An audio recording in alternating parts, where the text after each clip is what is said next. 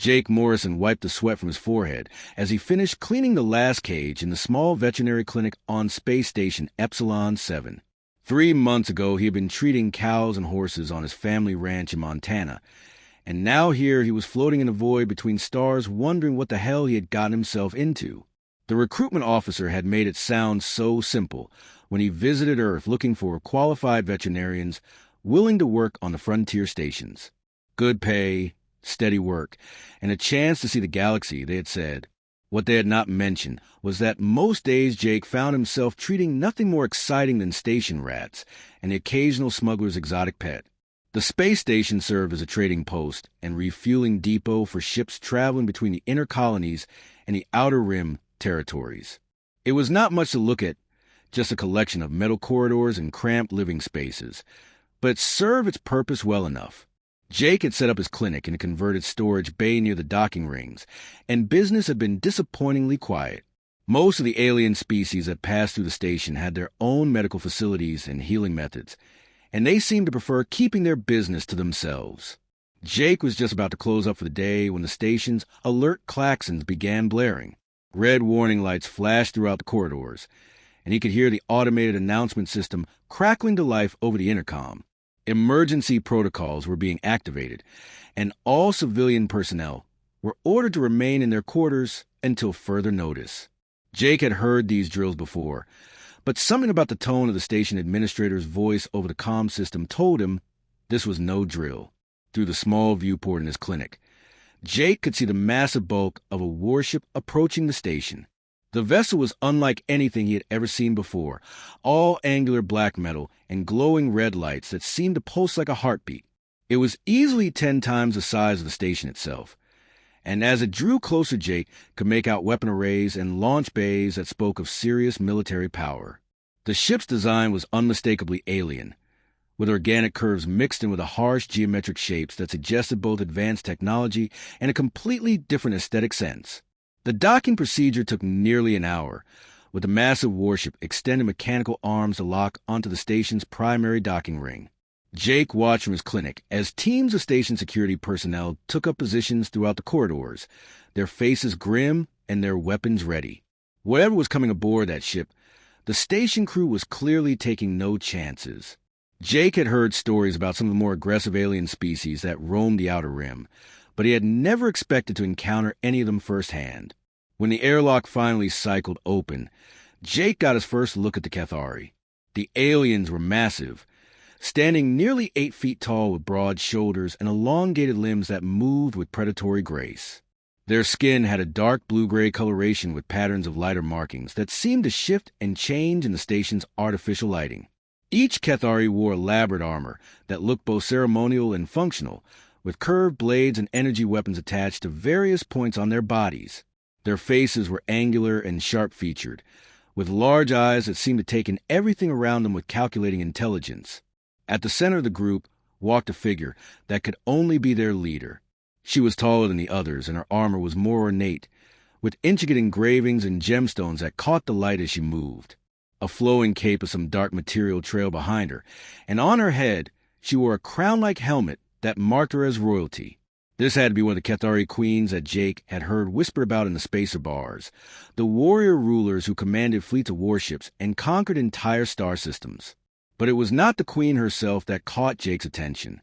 Walking beside her was a creature that defied easy description. It was roughly the size of a small elephant, but its body was covered in what looked like crystalline scales that reflected the station's lights in brilliant flashes of color. 6 eyes arranged in pairs along its elongated head tracked movement throughout the corridor, and its mouth was filled with rows of sharp teeth that looked capable of cutting through metal. Spines ran along its back and down its tail, and its 4 legs ended in claws that scraped against the station's deck plating with each step. The creature was clearly in distress. Its crystalline scales, which should have been bright and vibrant, were dull and flickering weakly. Foam dripped from its mouth, and its breathing was labored and irregular.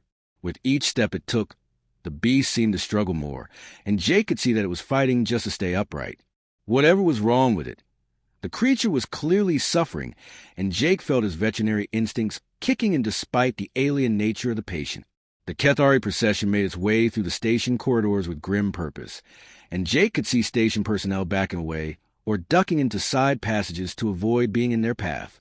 The Queen's destination became clear when she and her entourage arrived at the station's main administrative center, where Commander Phillips and the senior staff were waiting with obvious nervousness. Jake could not hear what was being said from his position in the clinic, but he could see through the transparent aluminum windows that the conversation was not going well. The Queen gestured repeatedly toward her ailing companion, and even from a distance Jake could see the anger and desperation in her body language. Commander Phillips kept shaking his head and pointing toward different sections of the station, clearly trying to direct the aliens toward the proper medical facilities.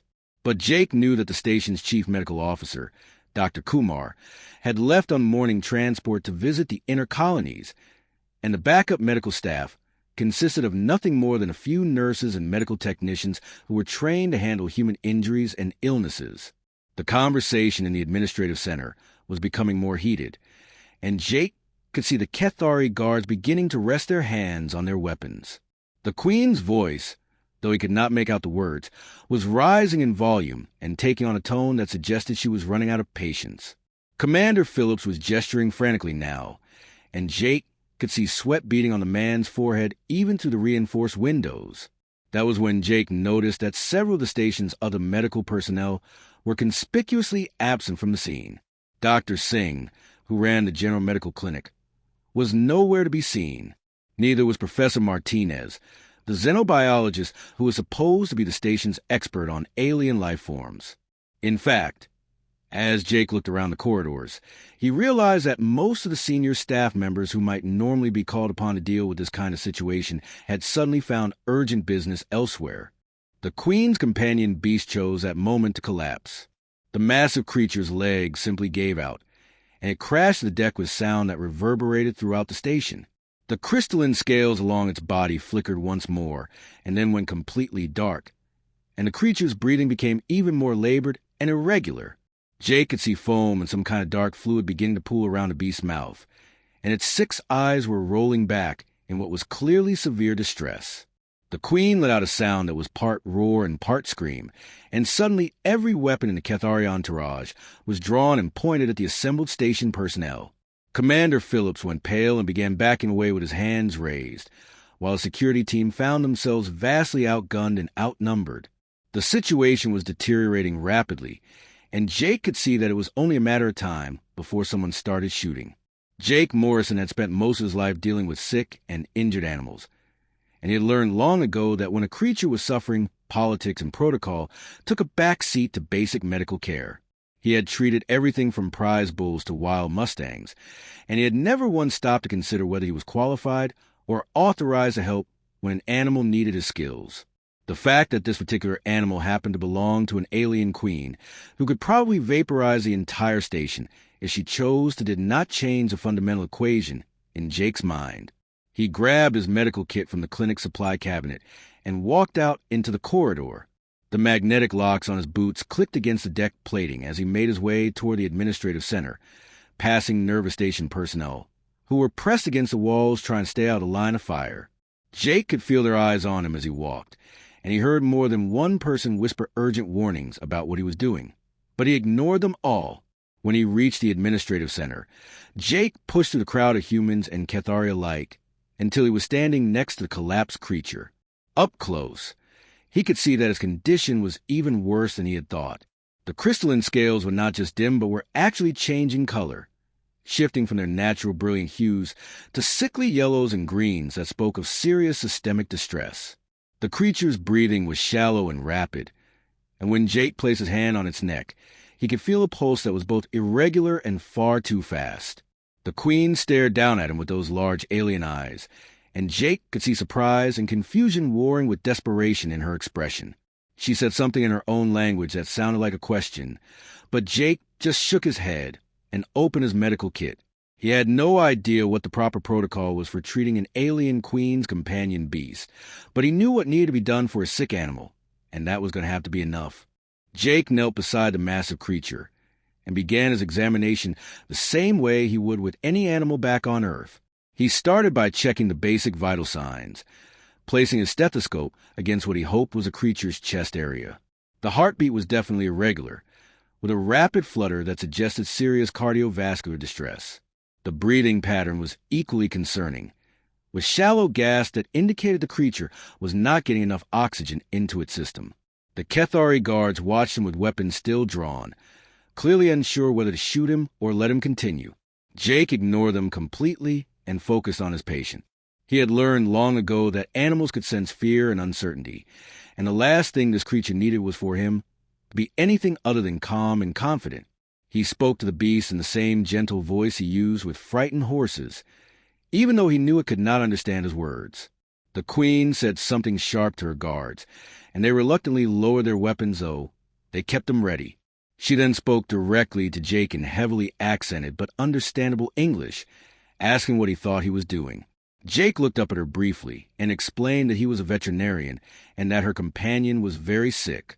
He needed to run some tests to figure out what was wrong, and he would need her permission to draw blood samples and examine the creature more thoroughly. The queen stared at him for a long moment, and Jake could see the internal struggle playing out on her alien features. She was clearly desperate to help her companion, but trusting a human stranger went against everything her warrior culture had taught her.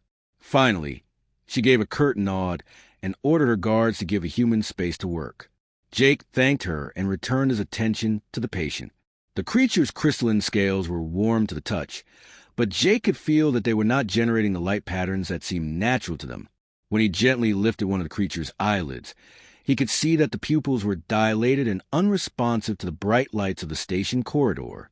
The foam around its mouth had a metallic smell that reminded Jake of industrial chemicals, and when he took a small sample for later analysis, he noted that it had an oily consistency that was definitely not normal.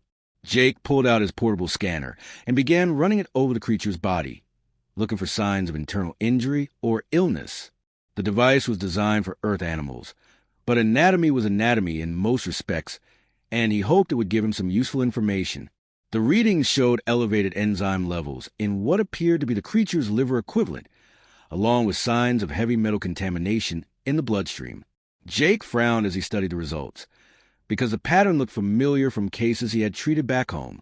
Growing up on a ranch in Montana, Jake had dealt with his share of livestock poisoning cases. Cattle and horses were particularly susceptible to heavy metal poisoning when they grazed near old mining sites or industrial areas where contaminated water had leached into the soil. The symptoms were always the same: neurological distress, cardiovascular irregularities, and organ failure if left untreated.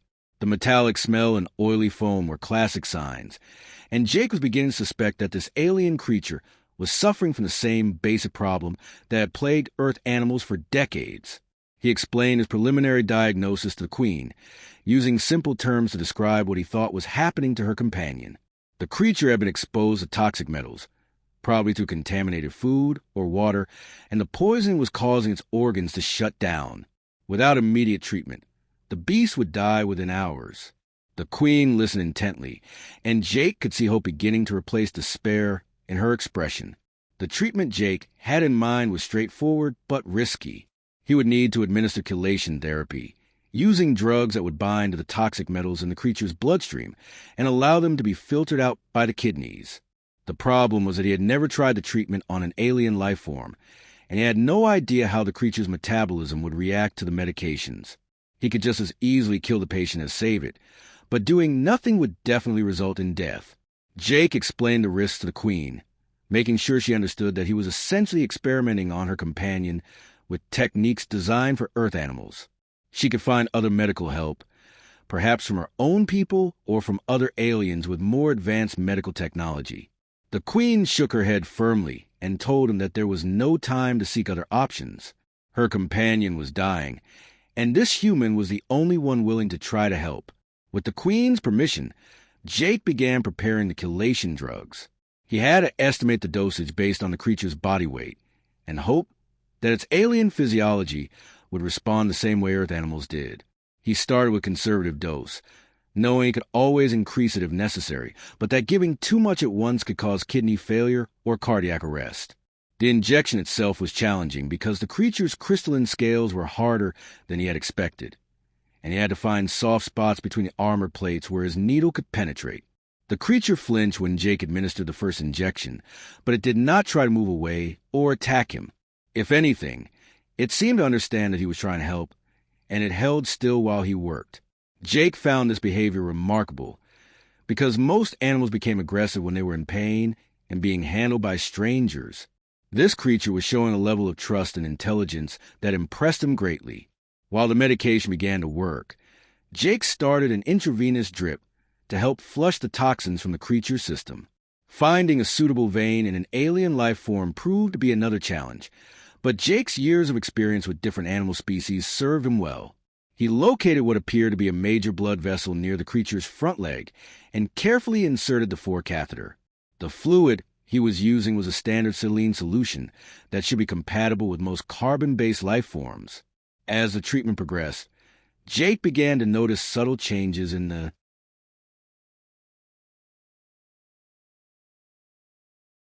creature's condition.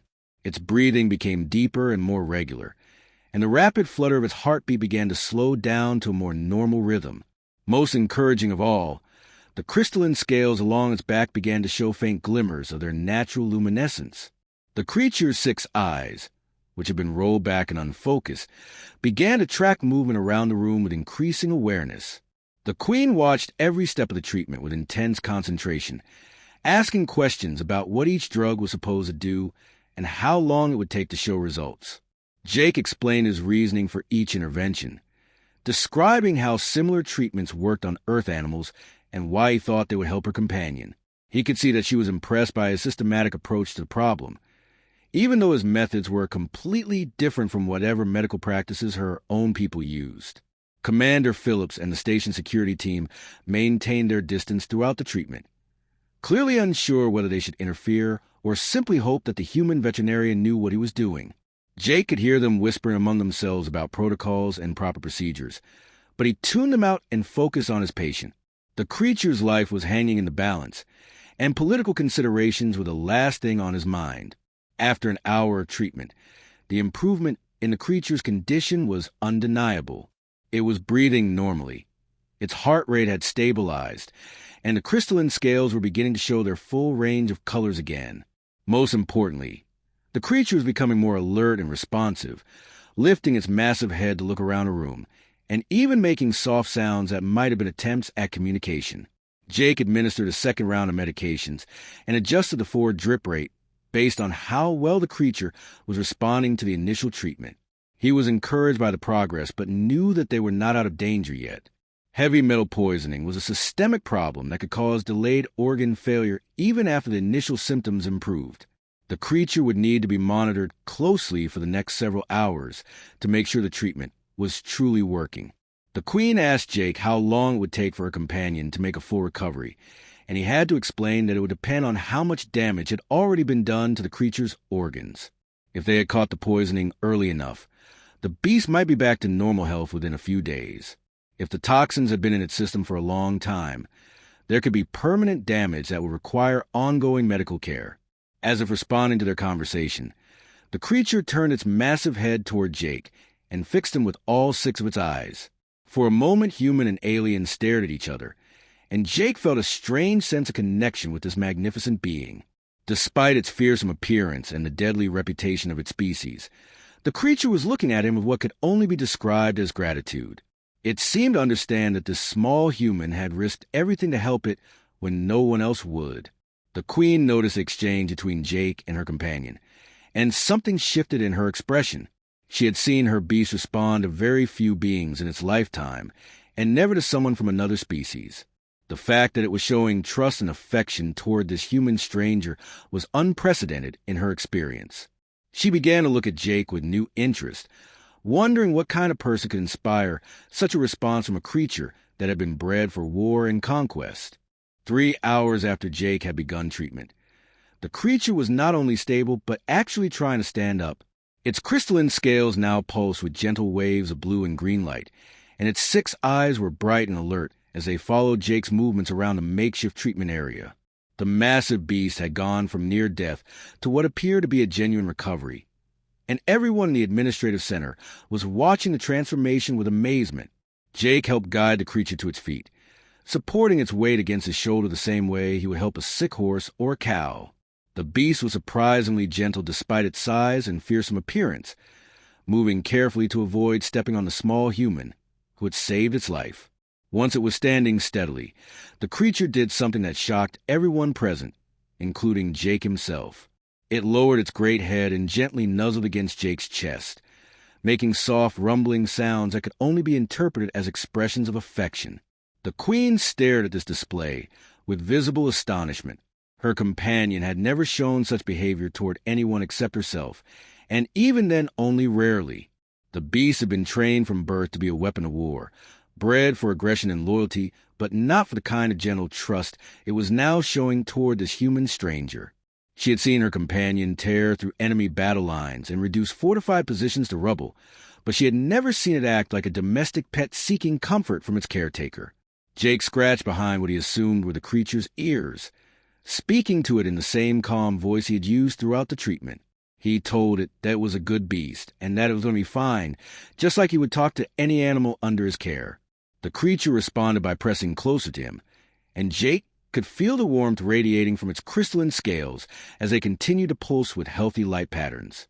Commander Phillips finally found his voice and approached Jake cautiously, clearly still nervous about being so close to the alien queen and her guards. He congratulated Jake on what appeared to be a successful treatment and asked if he thought the creature was out of danger.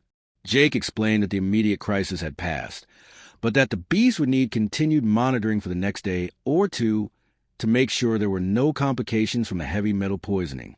The queen listened to this conversation with growing interest, and when Commander Phillips finished speaking, she addressed Jake directly. She wanted to know where he had learned to treat creatures like her companion, and why he had been willing to risk his life to help when everyone else on the station had refused to even try. Jake explained that he was a veterinarian from Earth, and that treating sick animals was simply what he did for a living. The fact that this particular animal belonged to an alien queen did not change his basic responsibility to help creatures in need. This answer seemed to puzzle the queen greatly. She asked Jake if he knew who she was and what her people were capable of doing to those who displeased them. Jake admitted that he had heard stories about the Cathari being fierce warriors, but that he had been more concerned about his patient than about politics or reputation. The queen's companion was sick, and Jake had the skills to help it, so helping was the obvious thing to do. The simplicity of Jake's reasoning appeared to have a profound effect on the queen. She had spent her entire life in a culture where every action was calculated for political advantage, and every relationship was based on power and dominance. The idea that someone would risk their life simply because it was the right thing to do was almost incomprehensible to her. She began asking Jake more questions about his background and his motivations, clearly trying to understand what kind of person would act in such a manner. Jake answered her questions honestly, describing his life on the family ranch in Montana and his decision to come to the frontier stations to practice veterinary medicine. He talked about his love for animals and his belief that every creature deserved to be treated with compassion and respect, regardless of its species or origin. The queen listened intently, and Jake could see that his words were having an unexpected impact on her understanding of human nature. As they talked, Jake continued to monitor the creature's condition, checking its vital signs and adjusting the forward drip as needed. The beast had settled down next to him on the deck, clearly content to stay close to the human who had saved its life. Jake found himself fascinated by the creature's intelligence and gentle nature, which seemed completely at odds with its fearsome appearance and reputation as a weapon of war. Jake began asking the queen questions about her companion, wanted to understand more about the creature's biology and behavior. He learned that the beast was called Gordiach, and that it had been her constant companion for over 15 years. The queen described how Gordiach had been bred specifically for her from the finest genetic lines of her species, and how it had served with distinction in numerous military campaigns across the galaxy. But as the conversation continued, Jake began to pick up on details that troubled him. The queen mentioned that Gordiach was fed a special diet of processed nutrients and combat stimulants designed to maintain its aggressive instincts and physical capabilities. The beast lived in a specially designed chamber aboard the warship, with controlled lighting and atmospheric conditions that were supposed to optimize its performance as a living weapon. Jake asked about Goradich's social interactions and exercise routine, and he was disturbed to learn that the creature spent most of its time in isolation, except when it was needed for combat operations. It had no contact with others of its kind, and its only relationship was with the queen herself. The beast's entire existence was focused on serving as a tool of war, with no consideration given to its emotional or psychological needs. The more Jake learned about how the Kethari treated their companion beasts, the more concerned he became. Everything the queen described sounded like a textbook case of animal abuse, with creatures that were clearly intelligent and social being kept in conditions that would drive any Earth animal to madness. Jake had seen similar problems with racing horses and fighting dogs that were treated as nothing more than valuable property, rather than living beings with their own needs and desires. Jake tried to express his concerns diplomatically, explaining that on Earth they had learned that animals performed better and lived longer when they were treated with kindness and allowed to express their natural behaviors. He suggested that Goradichs might be healthier and even more effective in combat if it were given more social interaction, exercise, and mental stimulation. The queen listened to these suggestions with a thoughtful expression, clearly considering ideas that had never occurred to her before. Goradich seemed to sense that they were talking about it, and the creature lifted its head to look back and forth between Jake and the queen. The beast's crystalline scales shifted to warmer colors, and it made soft sounds that seemed almost like attempts at communication. Jake was struck by how much more animated and alert the creature had become since recovering from the poisoning, as if its true personality was finally being allowed to emerge. Jake gently stroked Goradich's neck, and the creature responded by leaning into the touch with obvious pleasure. This simple interaction seemed to fascinate the queen, who had never seen her companion display such clear enjoyment of physical contact. She asked Jake to explain why the beast was reacting this way, and Jake described how most animals craved affection and social bonding as fundamental needs that were just as important as food and shelter. The queen experimented by reaching out to touch Goradich in the same gentle manner that Jake had demonstrated. The creature responded positively, pressing against her hand and making pleased rumbling sounds. The queen's expression showed surprise and something that might have been wonder as she realized that her lifelong companion had been craving this kind of simple affection for years without her understanding what it needed. Other members of the Kethari entourage had been watching these interactions with growing amazement. They had never seen their queen or her companion behave in such a manner, and the sight of both of them showing vulnerability and gentleness was profoundly disturbing to their understanding of proper warrior behavior. Several of the guards exchanged glances that suggested they were questioning everything they thought they knew about their own culture and values. Jake continued to care for Goradich throughout the day, monitoring the creature's recovery and gradually reducing the medical interventions as its condition stabilized. He also spent time simply interacting with the beast, learning about its personality and preferences. Goradich was clearly highly intelligent, responding to Jake's voice and gestures in ways that suggested it understood much more than anyone had previously realized. As evening approached on the station's artificial day cycle, Jake declared that Goradich had made a complete recovery from the heavy metal poisoning. The creature was alert, active, and showing all the signs of robust health that Jake would expect to see in any animal that had successfully overcome such a serious medical crisis. The immediate danger had passed, but Jake emphasized that preventing future poisoning episodes will require changes to the beast's diet and environment.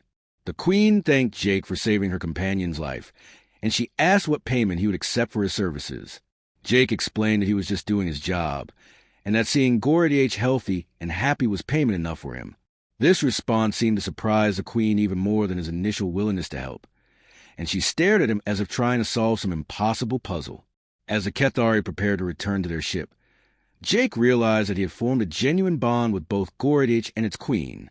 The creature clearly did not want to leave him, and the queen seemed reluctant to end their conversations about animal care and behavior.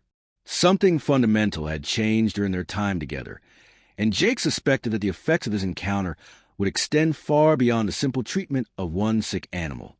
The queen made a decision that surprised everyone, including her own guards.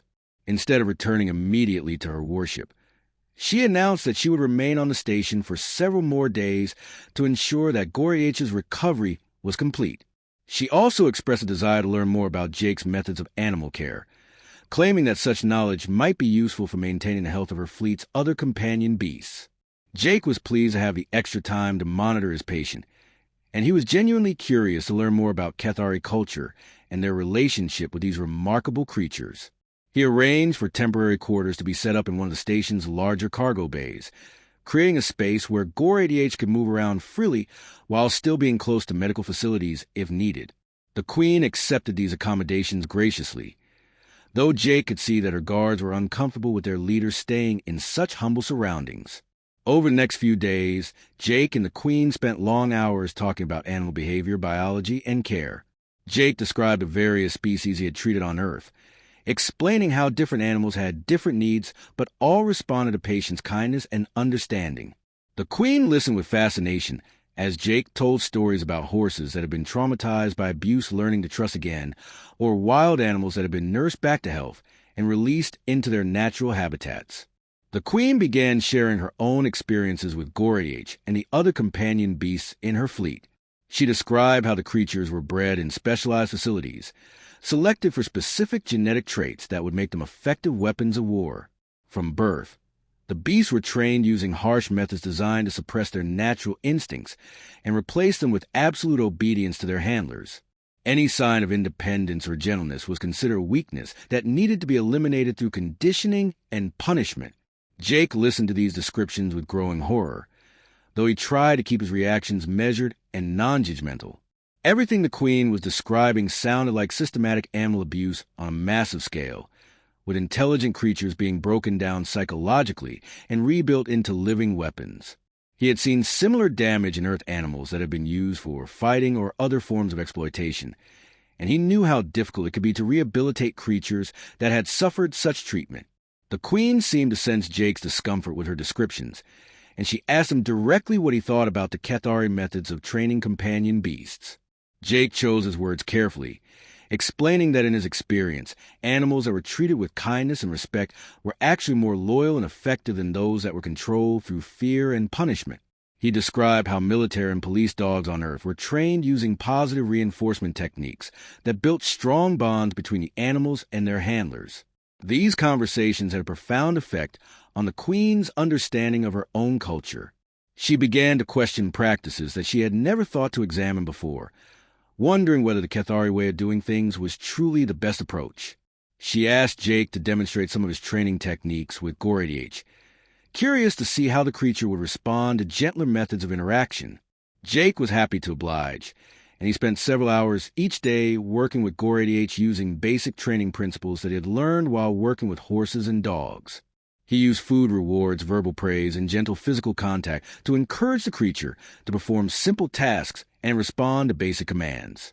Gore-88 proved to be a remarkably quick learner, eagerly participating in the training sessions and clearly enjoying the positive attention. The results were dramatic and immediate. Within just 2 days, Gore-88 was responding to Jake's voice commands, performing complex behaviors, and showing levels of enthusiasm and intelligence that the Queen had never seen before. The creature's crystalline scales began displaying new color patterns that seemed to correspond to different emotional states, and it started making a wider variety of vocalizations that suggested it was trying to communicate more effectively. Most striking of all was the change in Gore-88's relationship with the Queen herself. The creature began seeking out physical contact with her more frequently, nuzzling against her and making soft sounds when she entered the room. The Queen found herself returning this affection naturally, and she was amazed by how much more connected she felt to her lifelong companion when their interactions were based on mutual trust rather than dominance and control. The Queen's guards watched these developments with confusion and concern. They had been trained to view any display of emotion or vulnerability as weakness, and seeing their leader engage in what they considered to be undignified behavior with her companion beast challenged their fundamental beliefs about proper Cathari conduct. Several of them approached Jake privately, asking him to explain what was happening to their Queen and whether she was somehow being influenced by human trickery or manipulation. Jake patiently explained to the guards that their Queen was simply discovering the natural bond that could exist between intelligent species when they treated each other with respect and kindness.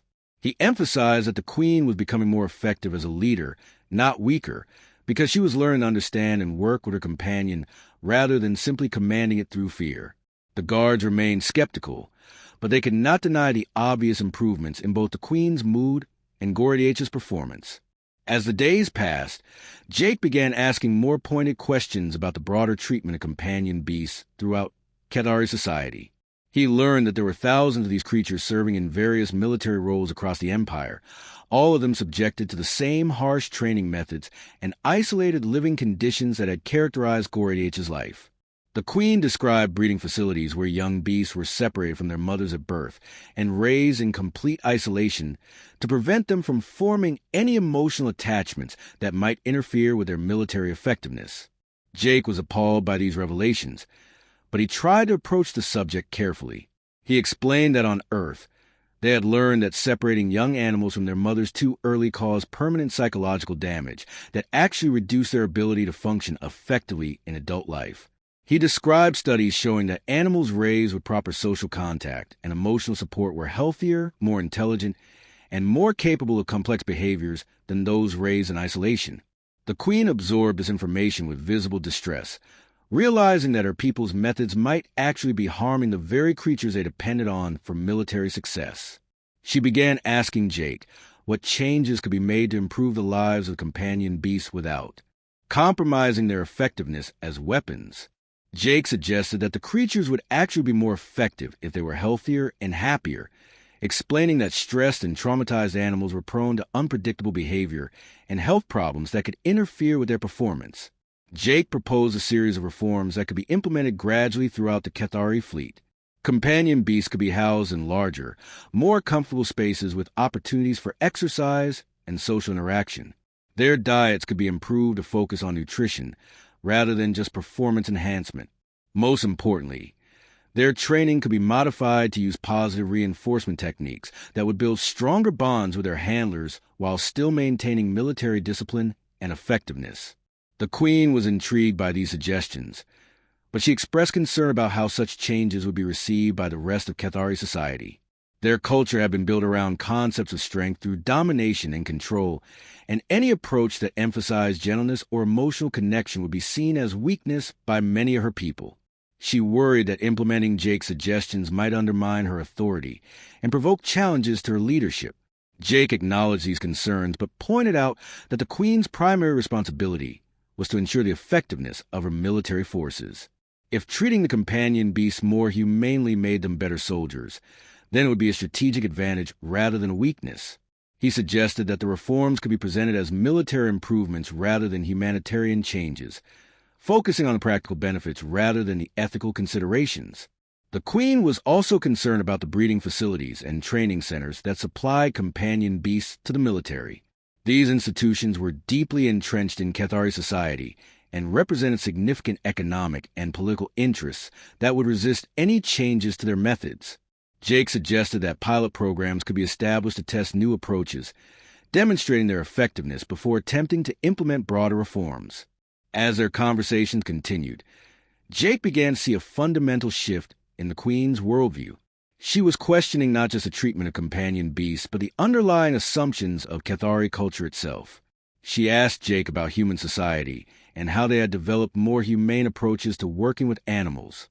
Jake described a long history of animal welfare movements on Earth, explaining how humans had gradually learned to balance practical needs with ethical considerations. The Queen was particularly interested in Jake's stories about humans who had dedicated their lives to protecting and caring for animals. She had difficulty understanding why anyone would choose such a path when there were opportunities for greater power and wealth in other pursuits. Jake explained that many people found fulfillment in helping creatures that could not help themselves, and that caring for animals often brought out the best qualities in humans themselves. By the end of their time together, the Queen had made a decision that would change the course of Cathari history. She announced to Jake that she intended to implement his suggestions throughout her fleet, starting with her own flagship and gradually expanding to other vessels under her command. She also declared her intention to establish new protocols for the breeding and training of companion beasts, based on the principles that Jake had taught her. Jake was honored by the Queen's trust in his recommendations, but he also felt the weight of responsibility for the changes that would result from their conversations. He hoped that his suggestions would truly improve the lives of companion beasts, while also strengthening the Cathari military, But he knew that implementing such fundamental changes would be challenging and potentially dangerous for everyone involved. On the morning of the fifth day, Queen Veltar stood before Jake in the cargo bay that had become their temporary meeting place, her posture formal and her expression serious. Gore-88 lay beside Jake as usual, the creature's crystalline scales glowing with healthy light patterns while it enjoyed the gentle scratching that the human veterinarian provided. The Queen had made her decision, and everyone present could sense that something momentous was about to happen. The Queen announced that she was prepared to implement Jake's recommendations throughout her fleet, but she wanted to make the changes official in a way that would carry weight throughout Cathari society. She declared that Jake Morrison, human veterinarian from the planet Earth, would be named as the first guardian of sacred beasts in the history of the Cathari Empire. This title would give him authority over all matters relating to the care and welfare of companion beasts, and his recommendations would carry the force of royal decree. Jake was stunned by this announcement, and he tried to explain that he was just a simple veterinarian who had done his job by treating a sick animal. He had no desire for political power or authority over an alien empire, and he was not even sure he was qualified to make decisions that would affect thousands of creatures across the galaxy. The Queen listened to his protest with a slight smile, then explained that his reluctance to accept power was exactly why he was the right person for the position. She told Jake that throughout Cathari history, positions of authority had always been sought by those who desired power for its own sake, leading to corruption and abuse of the creatures under their care. Jake's primary concern was clearly the welfare of the animals themselves, not personal gain or political advancement. This made him uniquely qualified to serve as guardian, because his decisions would be based on what was best for creatures rather than what was expedient for the Empire. The Queen's guards and advisors were clearly uncomfortable with this decision, and several of them attempted to voice objections.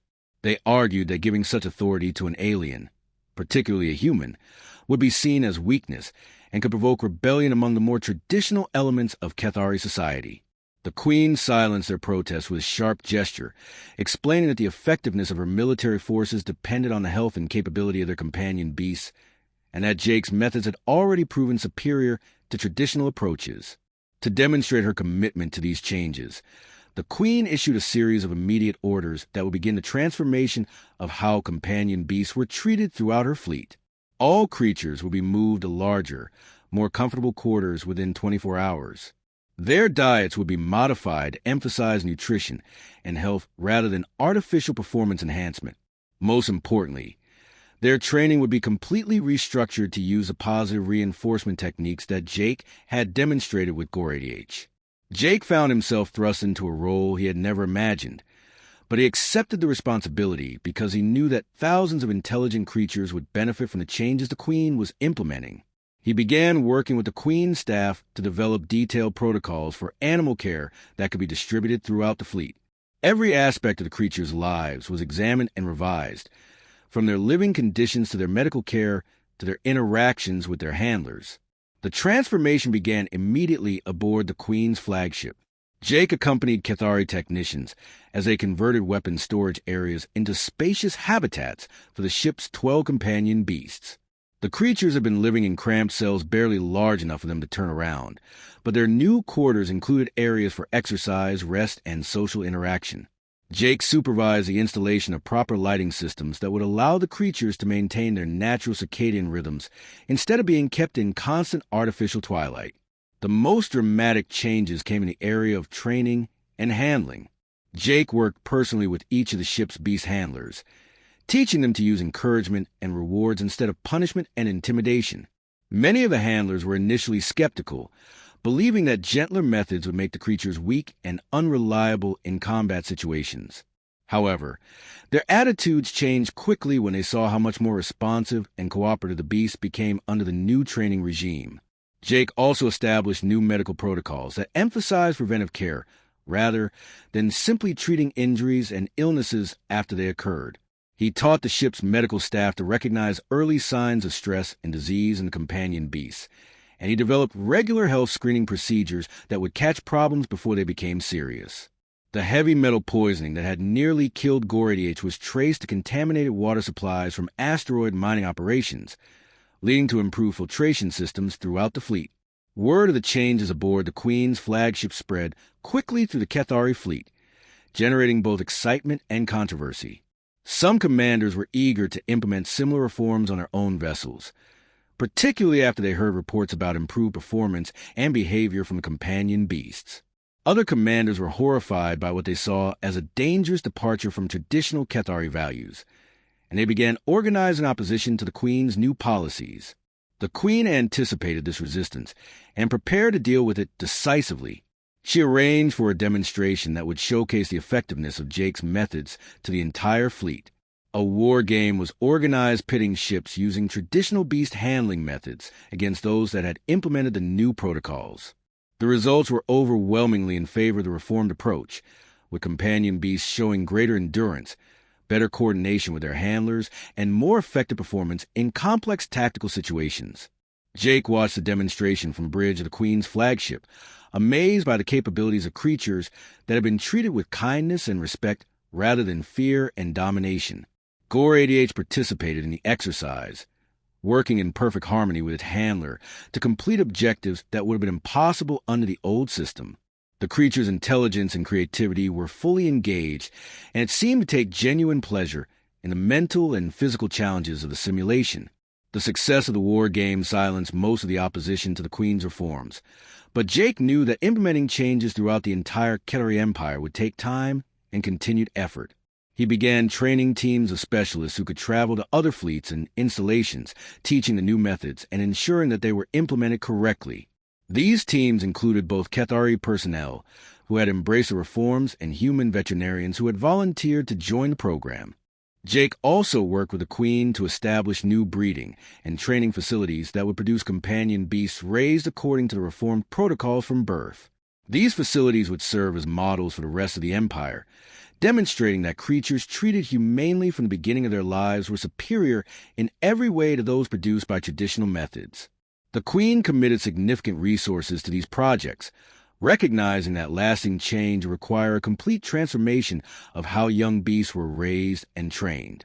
As news of the reforms spread beyond the Cathari Empire, other alien species began to take notice. Many civilizations had their own relationships with animal companions or working creatures, and they were curious about the methods that had produced such dramatic improvements in Cathari military effectiveness. Jake found himself invited to speak at interspecies conferences and to consult with governments throughout the galaxy on animal welfare issues. The transformation of Cathari society had implications that extended far beyond the treatment of companion beasts. The Empire's willingness to change fundamental practices based on evidence rather than tradition began to influence other aspects of their culture. Scientific research became more valued, and there was increased openness to learning from other species rather than simply conquering them. The Queen herself became an advocate for a peaceful cooperation between civilizations, arguing that diversity of thought and approach made everyone stronger.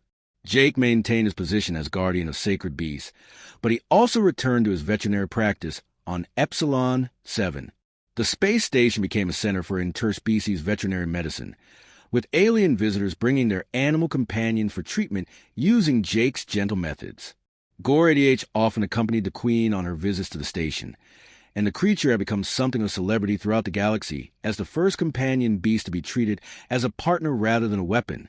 The friendship between Jake and Queen Veltar continued to grow, based on their shared commitment to improving the lives of the creatures under their care. They exchanged regular communications about new developments in animal care techniques, and Jake provided ongoing consultation as the reforms were implemented throughout the Empire. The Queen often remarked that Jake's simple refusal to accept that something could not be done had changed the course of galactic history. Commander Phillips and the staff of Epsilon 7 found themselves at the center of interspecies diplomacy as representatives from dozens of civilizations came to learn about the revolutionary changes in Cathari society. The station expanded its facilities to accommodate the increased traffic, and Jake's veterinary clinic became one of the most advanced medical facilities in the galaxy. However, Jake himself remained unchanged by his newfound fame and influence, continuing to treat each animal that came to him with the same care and compassion he had shown to Gore 88 on that first desperate day.